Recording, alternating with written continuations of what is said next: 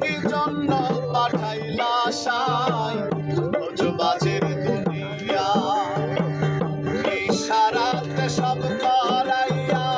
নিবানা তার না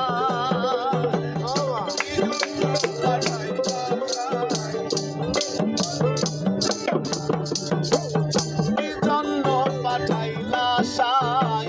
রোজবাজের দুনিয়া ইশারাতে সব করাইয়া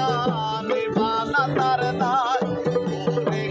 সুখ দিলা অসুখ দিলা ভালো মন্দের দ্বন্দ্ব দিলা সুখ দিলা অসুখ দিলা